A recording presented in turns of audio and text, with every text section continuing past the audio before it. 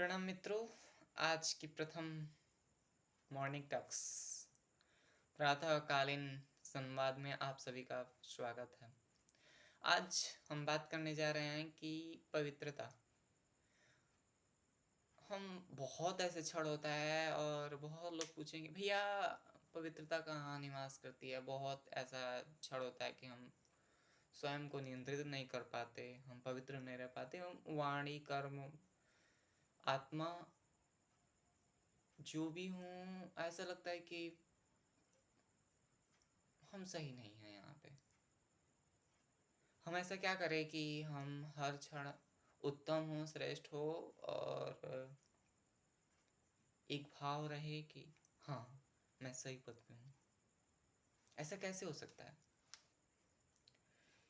मन वाणी कर्म कर्तव्य और आंतरिक आत्मा से पवित्र होने का जो संकल्पना है कहीं और निवास नहीं करती है। पवित्रता कहीं और निवास नहीं करती है, वो हमारे अंदर ही निहित होती है। जिस प्रकार एक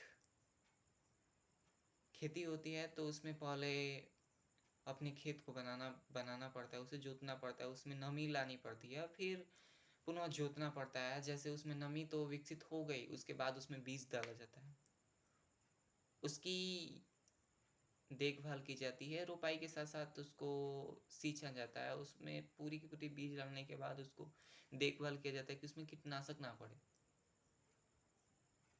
उसे कीटनाशक से बताने के लिए उसमें जो भी हो कीटनाशक दवा के साथ साथ ऐसे की जाती है कि उसमें न्यूट्रिशन भी डाला जाता है, जैसे अच्छे से विकसित होगा। उसी प्रकार हमारे अंदर है, पवित्रता कहीं और निवास नहीं करती है। हमें अपने आप को उस प्रकार जिस प्रकार खेती को बनाई जाती है उसी प्रकार बनाना पड़ता है। और उसमें जो पवित्रता जो हमारे अंदर जो बीज है उसको उसमें रोपा जाता है, उसको विकसित की जाती है। उसमें सबसे बड़ी बात यहाँ पर यह है कि उसको संचालित की जाती है। अपने एक एक क्षण को, अपने जीवन में एक एक पल को, उसकी धारा प्रवाह को हर क्षण नियंत्रित करके आत्मार्पित किया जाता है। शब्दों की विवेचना यहाँ पर ये है कि पवित्रता कहीं और निवास नहीं करती है, वो हमारे अंदर ही निहित होती है।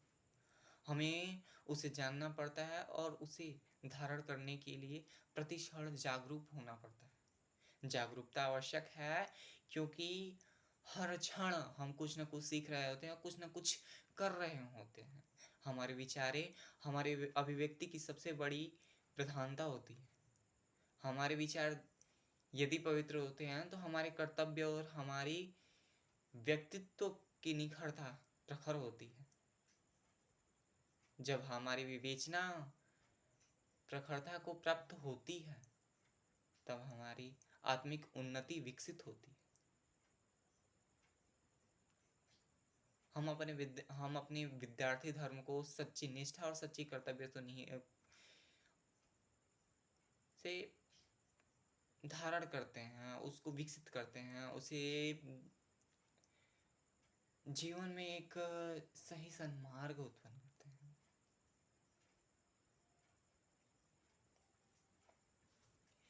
हमें कर्मों से भी पवित्र होना पड़ता है, हमें विचारों से भी पवित्र होना पड़ता है। ऐसे कहा जाता है कि जैसा प्रवृत्ति होती है वैसे हमारे चरित्र का निर्माण होता है।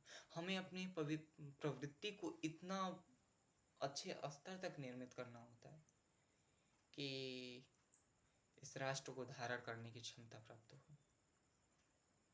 ये राष्ट्र एक एक महान पुरुषों को उत्पन्न किया है।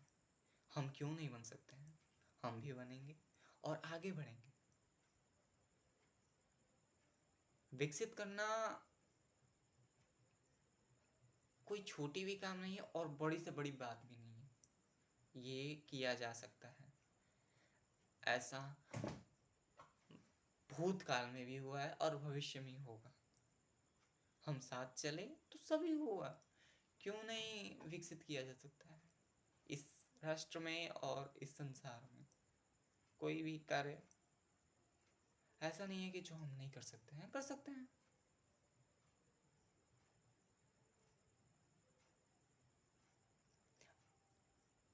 व्यवहार और चरित्र और संस्कार तीनों में विभेदन अत्यधिक स्तर तक नहीं है, लेकिन इनकी संकल्पनाएं हमें विकसित करती हैं।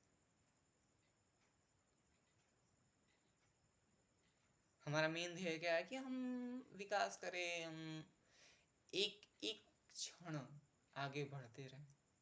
कोई कहे कि ये हमारा लक्ष्य क्या है, हम इस राष्ट्र में क्यों आए हैं, इस संसार में हम क्यों आए हैं। सबसे बड़ी बात, ये तो बहुत भारी सवाल हो जाएगा, जो कि ये सत्य भी है। यह प्रातःकालीन संवाद, जो कि अभी प्रातः नहीं हुआ है, ब्रह्म मुहूर्त ही है। इस ब्रह्म मुहूर्त में हमें यही धारण करनी है कि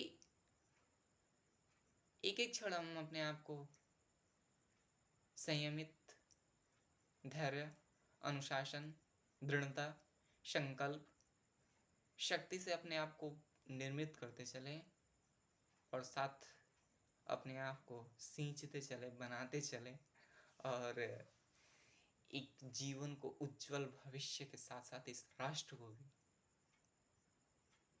उज्जवल भविष्य प्रदान करें। 200 क्या, हम अपने आप को 1000% भी अच्छा बना सकते हैं, जिसका परसेंट की गिनती भी नहीं हो सकती, प्रतिशत की गिनती भी नहीं हो सकती।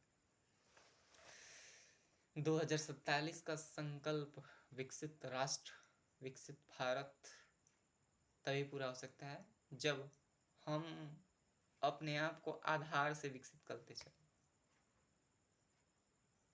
मार्मिकता से विकसित करते चले, आध्यात्मिकता के साथ संहित कर अपने कर्म, कर्तव्य, प्राणव के साथ साथ सभी विद्या के जीवन में एक महत्व स्थापित करें, एक स्तर बनाएं जहां हमें पहुंचना है और जहां हमें जाना है। धन्यवाद, प्रणाम। फिर जीवन में धैर्य, अनुशासन, दृढ़ता, संकल्प, धर्म सभी को धारण करें। प्रणाम।